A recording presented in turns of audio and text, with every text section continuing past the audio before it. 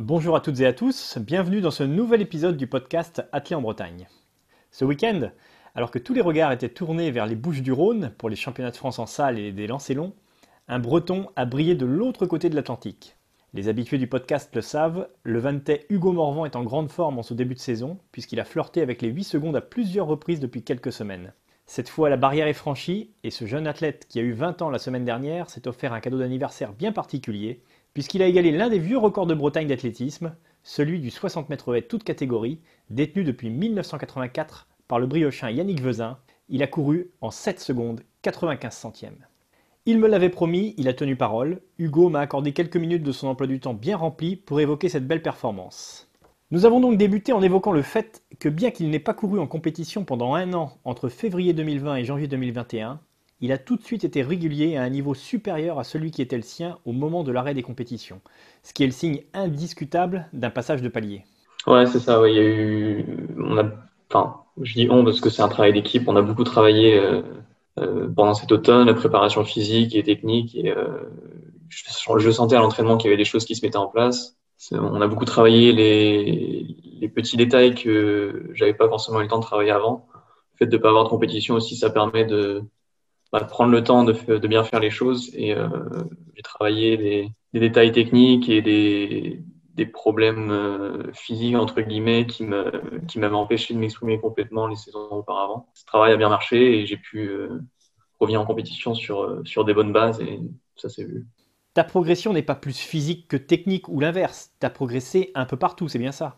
Ouais, c'est un peu partout. Il y a eu j'avais souvent un problème au bas du dos, qui revient un peu toutes les saisons depuis quelques années. Et j'ai pris le temps de bien renforcer, de travailler ma souplesse aussi, travailler mon renforcement. Et puis j'ai aussi gagné en puissance.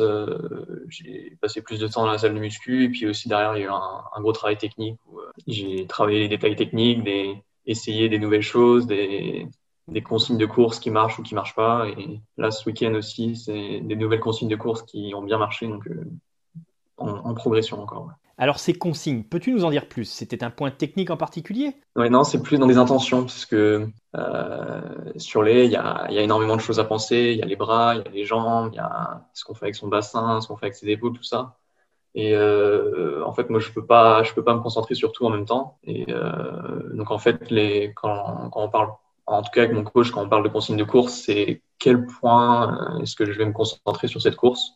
Est-ce que je vais penser à utiliser mes bras? Est-ce que je vais penser à ma jambe de retour, ma jambe d'attaque, des choses comme ça? Donc là, ce week-end, on a trouvé ce qui fonctionnait bien. Et même cette semaine, enfin, on essaye en fait à l'entraînement de savoir si je me concentre sur tel aspect de ma technique, est-ce que ça règle d'autres problèmes avant la haie, après la haie, tout ça. Donc ouais, c'est ça que je parle quand je parle des consignes de course. Venons donc précisément à ta course de samedi après-midi. Finalement, dans l'absolu, tu ne bats ton record que de 7 centièmes. Pour autant, est-ce que toi, tu sais au moment de franchir la ligne que tu as fait un truc? Tu le ressens direct? Ouais, moi je le ressens tout de suite.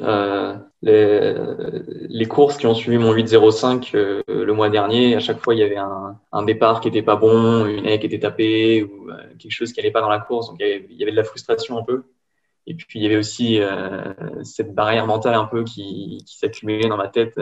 Est-ce que je vais réussir à passer sous les 8 cette fois-ci, tout ça? Et puis, en fait, hier, pendant la course, techniquement, j'ai réussi à faire ce que je voulais. J'ai réussi à exécuter mes intentions de course. Et quand j'ai vu le chrono, je me suis dit, ouais, j'étais super content parce que c'était une barrière mentale qui tombait. Et puis aussi, j'avais enfin réussi à appliquer mes consignes de course et à rester concentré tout le long de la course. Tu cours donc 7 secondes 98 en série, l'euphorie pourrait te gagner.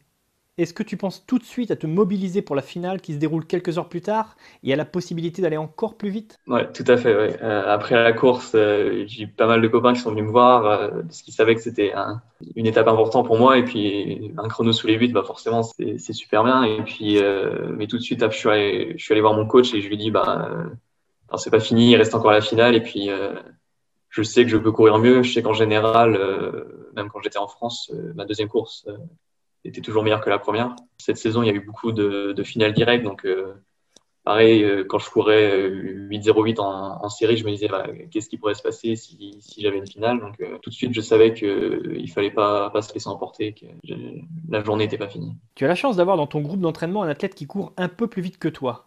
Au niveau où tu évolues, c'est une chance de pouvoir disposer d'une telle émulation au quotidien, les adversaires de ton niveau n'étant pas très nombreux. Ouais, c'est un très grand plaisir de s'entraîner avec Brighton Senior, un coureur de 400 haies, de 60 haies de Jamaïque. Et ouais, c'est quelqu'un. Bah, on a des techniques très différentes. C'est quelqu'un qui a des grandes qualités physiques et qui techniquement a encore des choses à apprendre, mais ça fait très plaisir de pouvoir s'entraîner avec quelqu'un qui nous pousse tous les jours. Et ouais, ce chrono a aussi grâce à lui, parce que on se pousse toutes les semaines à l'entraînement. Peux-tu nous rappeler rapidement comment se déroule la saison universitaire américaine? Quelles sont tes échéances à court terme? En fait, toute la saison, c'est des meetings où en fait, ça sert un peu. C'est des compétitions normales où il y a un classement par équipe, mais il y a pas vraiment d'enjeu et ça sert de préparation pour les championnats de conférence, donc l'équivalent des équipes athlètes, qui auront lieu la semaine prochaine. Et où là, c'est l'équipe gagnante remporte les championnats de conférence et c'est un peu l'objectif principal pour beaucoup d'universités. Et puis après ça, les meilleurs, ceux qui sont qualifiés peuvent aller aux championnats nationaux NC2A qui auront lieu dans 3 semaines, il me semble. Où là, il va falloir courir encore un peu plus vite pour se qualifier. Il semble que là, ils prennent les 16 premiers et pour être dans les 16 premiers, il va falloir courir 7,80. Et donc, pour résumer, le calendrier immédiat? Les championnats de conférence la semaine prochaine, où là, l'objectif, ça va être de marquer le plus de points pour l'équipe. Et puis donc là, en fait, les championnats de conférence, c'est un système de points. Donc, la première place, c'est 10 points. La deuxième place, 8 points. Et en fait, l'équipe qui accumule le plus de points remporte le championnat. Et puis, bah, si le chrono est assez bon, pourquoi pas les nationaux, mais bon, il y a encore du travail. Mon camarade d'entraînement est pour l'instant qualifié sur les haies. J'ai mon coloc sur la perche qui est qualifié aussi. Donc, il y a plusieurs de l'équipe qui sont qualifiés dans leur discipline, mais ça reste un championnat individuel des nationaux. Pour revenir à ta course, tu nous as décrit tout à l'heure une course pas loin d'être parfaite. Penses-tu malgré tout que tu puisses aller encore plus vite dès cette année? Oui, forcément, une course de S, c'est jamais parfait. Il y a toujours un placement qu'on peut rectifier, la fréquence dans l'intervalle à améliorer. Sur ma course, même si globalement c'était très bon, il me semble que je tape encore la dernière haie. Des placements qui sont pas parfaits non plus, donc oui, il y a encore de la marge de progression. Envisages-tu de courir en France en 2021 ou bien cette saison sera-t-elle exclusivement américaine? Je sais pas trop encore. Ça va dépendre de mon calendrier scolaire un petit peu. Mais oui, si j'ai l'occasion de pouvoir venir en France, bien sûr, je le ferai. Malgré le fait que tu évolues aux États-Unis, on constate que tu n'es absolument pas oublié par ton club. Tout le monde à Vannes suit tes résultats. Ce soutien doit faire énormément plaisir. Ah oui, je les remercie énormément pour ça. Je sais que tout mon club est derrière moi quand je cours et ils sont toujours au taquet pour suivre les résultats. Ouais, ça fait très plaisir d'avoir du soutien, même si on est très loin de son club. Ouais. Je reste fidèle à l'APV. Je reste fidèle à l'APV. C'est donc sur ces mots qui rassureront sans doute les membres de l'Athlé Pays de Vannes et qui en tout cas devraient leur faire chaud au cœur que s'achève ce court entretien avec Hugo Morvan. On va donc continuer de suivre son évolution dans les semaines qui viennent.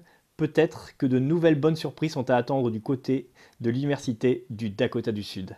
Encore merci à vous tous pour votre fidélité et à bientôt.